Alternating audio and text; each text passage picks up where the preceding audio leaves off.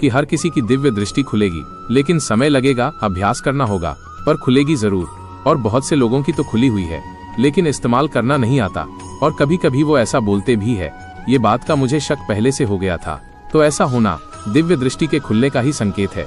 ये कोई रहस्य नहीं है, ये प्रकृति का नियम है। जिसने ध्यान किया है, जिसने स्वयं को समझा है, उसके भीतर दृष्टि की जड़ें गहरी हो गई हैं। वो अंतर्मन की गहराई में चला गया है। अब बस इंतजार है उस क्षण का जब सब कुछ अपने आप प्रकट होने लगेगा, और तब ना कोई प्रश्न होगा, ना कोई उत्तर, सिर्फ एक मौन जिसमें सब कुछ स्पष्ट होगा। जब कोई साधक अपने भीतर स्थिरता पा लेता है, तब वो संसार को अलग दृष्टि से देखना शुरू करता है। यह दृष्टि वही है जिसे दिव्य दृष्टि कहा जाता है, लेकिन इसका स्वरूप केवल चमत्कार नहीं है, ये एक साक्षात्कार की अवस्था है, अपने भीतर का और उस परम स्रोत का जो सब कुछ चलाता है। दिव्य दृष्टि खुलना कोई अलग घटना नहीं है, ये एक प्रक्रिया है जो ध्यान के अभ्यास, आत्मनिरीक्षण और मौन के साथ गहराई से विकसित होती है। जैसे जैसे व्यक्ति के भीतर मौन स्थिर होता है, वैसे वैसे ये दृष्टि धीरे धीरे परतों को हटाकर सामने आने लगती है। प्रिय सज्जनों, दिव्य दृष्टि का संबंध आंखों से नहीं बल्कि चेतना से होता है। बहुत बार साधक इस भ्रम में रहते हैं कि दिव्य दृष्टि का अर्थ है किसी के अतीत या भविष्य को देख पाना, लेकिन सच्चाई ये है कि दिव्य दृष्टि वर्तमान को इतने गहरे रूप में देखती है कि अतीत और भविष्य खुद ही स्पष्ट हो जाते हैं। मैंने इस यात्रा में कई बार अनुभव किया कि जब मैं ध्यान में बैठता हूँ तो मेरे आसपास सब कुछ बदलने लगता है। सांसें धीमी हो जाती है, विचार शांत हो जाते हैं, और एक अलग तरंग चलने लगती है जो बाहर की दुनिया से नहीं बल्कि भीतर से उठ रही होती है। उसी तरंग में जब मन पूरी तरह स्थिर हो जाता है, तब दिव्य दृष्टि सक्रिय होती है। इस दृष्टि में समय सीमित नहीं होता, ना कोई दिशा होती है, ना ही कोई दूरी, सिर्फ एक केंद्र होता है, चेतना का, और उसी केंद्र से ऊर्जा बहती है। अनुभव भी होते हैं और दृश्य भी बनते हैं। बहुत साधकों के प्रश्न हैं, क्या दिव्य दृष्टि से किसी की मृत्यु, रोग या भविष्य का पता चलता है? मैं उत्तर देता हूँ कि दिव्य दृष्टि किसी भविष्यवाणी का यंत्र नहीं है, ये निर्णय लेने का माध्यम नहीं है, ये केवल समझने का एक मार्ग है। जब कोई रोग या ऊर्जा विकृति दिखाई देती है तो वो केवल इसलिए दिखती है क्योंकि वो आपकी चेतना के मार्ग में व्यवधान पैदा कर रही होती है। दृष्टि उसी व्यवधान को दिखाकर समाधान का मार्ग खोलती है। और मैंने कई लोगों को देखा है जिनकी दृष्टि खुल चुकी है, लेकिन उन्हें पता ही नहीं। जैसे कि मैं जब भी चाहे, दिन हो रात हो, बैठा हूँ या चलता हूँ, आंखें बंद करता हूँ तो प्रकाश दिखाई देता है। ठीक ऐसा ही कुछ साधकों के साथ भी होता है, लेकिन उन्हें नहीं पता और वो समझ नहीं पाते हैं कि ये दिव्य दृष्टि की शुरुआत है। प्रिय सज्जनों, दिव्य दृष्टि केवल आंखें बंद करके देखने तक सीमित नहीं है, ये दिनचर्या में, व्यवहार में और मौन के दौरान भी कार्य करती रहती है। जब कोई व्यक्ति सामने होता है तो उसकी ऊर्जा, उसके भाव, उसकी स्थिति, सब कुछ स्पष्ट दिखता है, चाहे वो कुछ भी कहे। कुछ साधक बिना जाने कुछ भी करते रहते हैं। एक बार एक लड़का जो 12वीं कक्षा में पढ़ता था, वो बोलता नहीं था, टीचर को भी कलम से लिख कर देता। मैंने उससे पूछा, बेटे क्या हुआ, गूंगा है, बोलते क्यों नहीं? उसने मुझे भी लिख कर दिया कि उसने 2 महीने का मौन व्रत रखा है। प्रिय सज्जनों, मुझे उसकी बात पर हंसी आ गई और मैंने कहा, बेटा क्या तुम्हें पता है कि मौन क्या है? सिर्फ मुंह बंद रखना ही मौन नहीं होता, तुम्हारे भीतर भी मौन होना चाहिए। और उसने उसी समय मौन तोड़ दिया। एक समय ऐसा भी आया जब मैंने देखा कि दिव्य दृष्टि के अलग अलग स्तर होते हैं।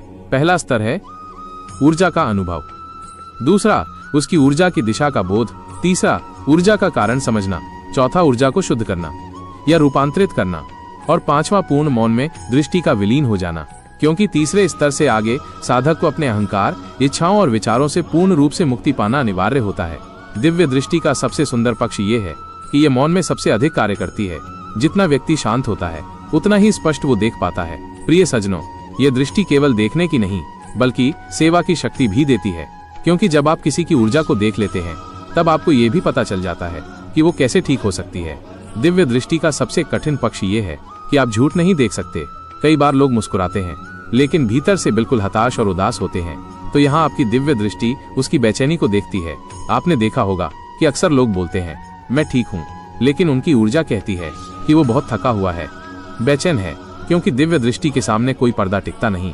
जीवन की हर गतिविधि में ये दृष्टि स्वयं चलने लगती है। ये दृष्टि कोई गर्व की बात नहीं है, ये एक जवाबदारी है। क्योंकि जो देख सकता है उसका कर्तव्य है कि वो सामने वाले को संभाले, समझे और उसकी मदद करें। क्योंकि मैंने बहुत बार जाना है कि बहुत बार दिव्य दृष्टि के साथ जुड़ी हुई शक्तियाँ लोगों को भ्रमित कर देती हैं और अज्ञानतावश साधक इन्हें चमत्कार मान लेते हैं और उनके पीछे भागने लगते हैं। लेकिन अगर मैं आपसे कहूँ तो जीवन में सबसे बड़ा चमत्कार है शांत रहना। और देखना, क्योंकि दृष्टि तब तक विश्वसनीय नहीं होती जब तक वो निस्वार्थ न हो, और निस्वार्थ तब तक नहीं होती जब तक साधक अहंकार से खाली न हो। जैसे जैसे मैं खुद को खाली करता गया, वैसे वैसे ये दृष्टि और गहरी होती गई। अब मैं जानता हूँ हर साधक की दृष्टि खुलेगी, किसी की जल्दी, किसी की देर से, लेकिन खुलेगी जरूर। और जब खुलेगी तो ना कोई शब्द बचेगा, ना कोई प्रश्न, सिर्फ मौन, और मौन में सत्य की झलक। प्रिय सज्जनों, साधक के जीवन में एक क्षण ऐसा आता है जब उसे दृष्टि तो मिल जाती है, लेकिन वो अब आगे क्या करें इस भ्रम में पड़ जाता है। यहीं से दिव्य दृष्टि की परिपक्वता की यात्रा शुरू होती है। जागृति तो हो गई, पर उसे स्थिर करना, गहराई देना और साधना में समाहित करना ही असली कार्य है। स्थायित्व के आधार विवेक और विनम्रता। दृष्टि का स्थायित्व विवेक और विनम्रता के बिना संभव नहीं है, क्योंकि अब जो आप देख रहे हैं वो केवल दृश्य नहीं है, वे कर्म है, ऊर्जा है, घटनाओं की संभावनाएं हैं। जब पहली बार किसी साधक को भविष्य का कोई संकेत दिखता है तो वो चौंकता है, फिर धीरे धीरे उसे ये समझ में आने लगता है कि ये संकेत आया क्यों। क्या केवल देखने के लिए या उसके माध्यम से किसी दिशा को बदलने के लिए? दृष्टि आपको केवल देखने नहीं देती, बल्कि आपको ऊर्जा में हस्तक्षेप की जिम्मेदारी भी देती है। यही सबसे बड़ा परिवर्तन होता है। तो आप देखने वाले से कार्यकर्ता बनते हैं। इस अवस्था में साधक को 3 मुख्य बातें समझनी चाहिए। एक, हर दृश्य अंतिम सत्य नहीं होता। जो आप देख रहे हैं वह संभावना है, निश्चितता नहीं। इसलिए निर्णय से पहले शांति आवश्यक है। जो दिखाई देता है उसे सहन करना भी एक योग है। कभी कभी ऐसा भी होता है कि किसी अपने के जीवन में कुछ संकट आते दिखते हैं, लेकिन हर बार हस्तक्षेप नहीं करना होता, क्योंकि कई बार संकट ही व्यक्ति को जागृत करता है। प्रिय सज्जनों, दिव्य दृष्टि बढ़ाने के लिए मौन और करुणा दोनों चाहिए, क्योंकि आप अब हर चीज को ऊर्जाओं में देख रहे हैं, और ऊर्जा में देखने से केवल तटस्थता ही आपको संतुलित रख सकती है। भीतरी दृष्टि और स्वयं का संसार, ये सब अनुभव धीरे धीरे बताते हैं कि दृष्टि केवल बाहर की नहीं होती, दृष्टि भीतर की परछाइयों को देखने का भी माध्यम बनती है। एक साधक मेरे पास आया, वो काफी परेशान था। बोला, मुझे नकारात्मक विचार बहुत आते हैं, अजीब दृश्य आते हैं, मैं परेशान हूँ। मैंने पूछा, क्या तुम ध्यान के बाद ये अनुभव करते हो? वो बोला, हाँ, जब मैं शांत होता हूँ तब भी सब दिखता है। मैंने कहा, अब तुम बाहर नहीं बल्कि भीतर प्रवेश कर रहे हो, तुमने अपने भीतर देखना शुरू किया है। प्रिय सज्जनों, हम सोचते हैं दिव्य दृष्टि से केवल दूसरे लोग दिखते हैं, लेकिन वास्तव में दिव्य दृष्टि सबसे पहले अपने ही भीतर का संसार दिखाती है, क्योंकि जब तक साधक अपनी ही छाया को नहीं पहचानता, वो दूसरों की ऊर्जा का विश्लेषण नहीं कर सकता। सत्य को स्वीकारना और भय पर विजय ही दिव्य दृष्टि का कार्य है।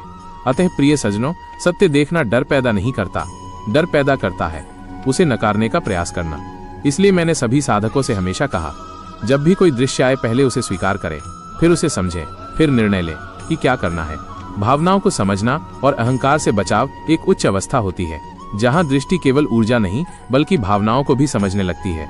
सामने तो व्यक्ति बोलता कुछ और है, लेकिन दृष्टि बताती है कि वो भीतर कुछ छिपा रहा है। इस स्तर पर साधक को विशेष सावधानी चाहिए, क्योंकि यहाँ से अहंकार प्रवेश करना शुरू कर सकता है कि मुझे सब दिखता है, मैं जानता हूँ। अगर साधक इस पड़ाव पर मौन और विनम्रता नहीं रखता तो दिव्य दृष्टि का प्रवाह रुक सकता है। और दिव्य दृष्टि को चलाने वाला इंजन है, वो है शुद्धता। वो खत्म हो जाती है जैसे ही मन अशुद्ध हुआ, दृष्टि धुंधली हो जाएगी। जैसे ही भाव अहंकारी हुए, दृष्टि भ्रमित हो जाएगी। इसलिए जब कोई साधक दिव्य दृष्टि प्राप्त कर लेता है तो उसकी साधना और बढ़ जाती है। उसे और अधिक मौन चाहिए और अधिक तप चाहिए। जोड़ने की दृष्टि, पूर्वजों की उपस्थिति और कर्मों के तार का स्पष्टीकरण होता है। प्रिय सज्जनों, दिव्य दृष्टि केवल मृत्यु, भविष्य या रोग देखने के लिए नहीं है।